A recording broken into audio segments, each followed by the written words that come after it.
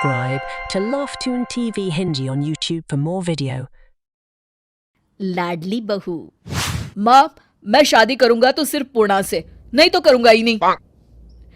शादी के लिए तेरे बाबूजी कभी नहीं मानेंगे। हाँ, तो मैं भी नहीं करने वाला शादी उनके बचपन के वो दोस्त की बेटी से। अच्छा, पहले खाना खा ले, फिर बात करते हैं।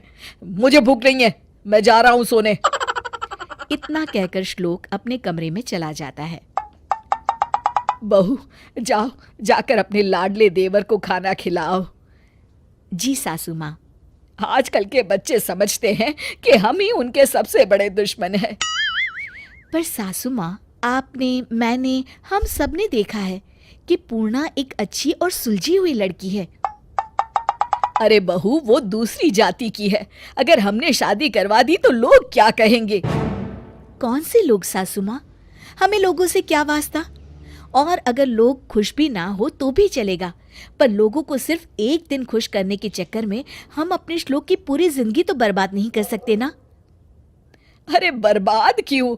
हम उससे अच्छी लड़की ढूंढकर उसकी शादी करवाएंगे। तब तो सिर्फ श्लोक ही क्यों, उस लड़की की भी जिंदगी बर्बाद करेंगी जिसकी शादी श्लोक से होगी, साथ ही पूर्णा और उसके पति की भी। हाँ, पर समाज क्या कहेगा बहू? फिर वही समाज माँ जी। अगर आपकी पसंद की लड़की से शादी करवाती हैं तो भी समाज कहेगा, छी, कैसे निष्ठुर माँ बाप हैं, बेटे का सुख न देखा गया, अपनी पसंद थोप दी उस पर।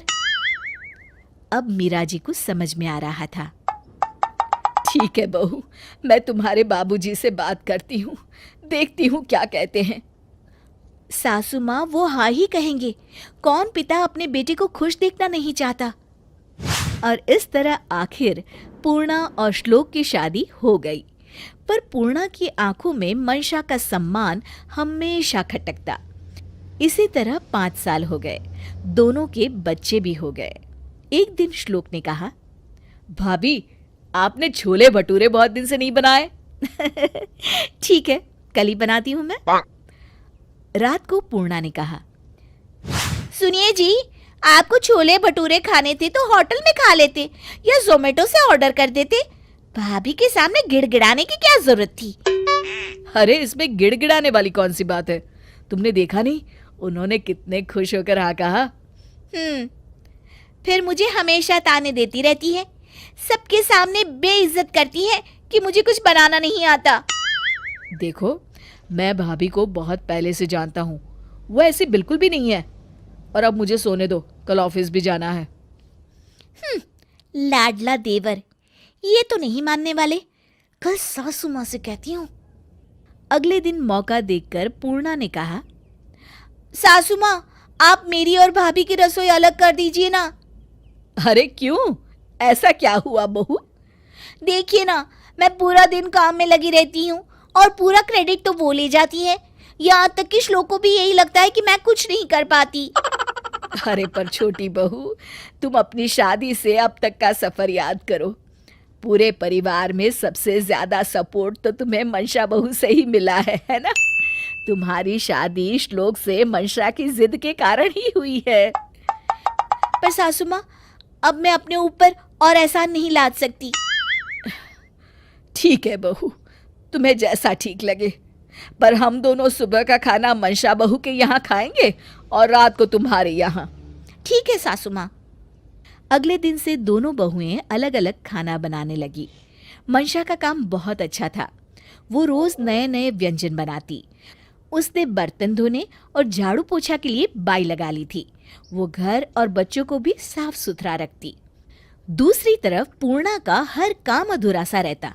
खाने में पूड़ी अचार, दूध ब्रेड या दाल चावल ही होते। बच्चे, घर सब अस्त व्यस्त रहता। खुद भी पहले जहाँ एकदम टिप टॉप रहती थी, अब उलझे हुए बाल लिए रहती। वो शाम को भी खाना नहीं दे पाती थी। आखिर एक दिन उसने अपनी सासू माँ से कहा, देखिए ना सासू माँ, शाम को मुझे सिर्फ आप लोगों के कारण खाना बनाना पड़ता है। नहीं तो ना ये शौकीन है, ना मेरे बच्चे। सुबह का बचा हुआ या दलिया खिचड़ी कुछ भी खा लेते हैं हम। तब मंशा ने कहा, सासू माँ, मुझे तो वैसे भी दोनों टाइम खाना बनाना पड़ता है, 4 रोटियां ही तो सेकनी होती है। वैसे भी मालकिन तो आप ही हैं घर की। जैसा तुम कहो बेटा। बेटा कभी कभी मंशा के घर जाकर खाना खा लेता। श्लोक भी अब बातचीत कम ही करता। एक दिन पूर्णा ने सासू माँ से कहा, सासू माँ, मैं पहले जितना काम भी नहीं करती हूँ। पहले से तो अब काफ़ी कम काम है, पर फिर भी मैं ठीक से नहीं कर पाती। ऐसा क्यों? देखो बहू, तुम काम तो करती थी, पर तुमने काम को व्यवस्थित तरीके से करना नहीं सीखा। तुम हर काम करती थी, पर मंशा बहू हमेशा साथ रहती थी और सुबह बच्चों को तैयार करना, नाश्ता बनाना, स्कूल भेजना, सब काम वही निपटा देती थी। तब तक तुम दूसरे काम कर लेती, जिससे दिन में कई घंटे तुम दोनों के पास बच जाया करते थे। पर सासू माँ, काम तो पहले ज्यादा था ना। तुमने तो सुना ही होगा बहू, 1 और 1 साथ हो तो 11 होते हैं, अलग हो तो अकेले। पूर्णा को अपनी गलती समझ में आ गई थी।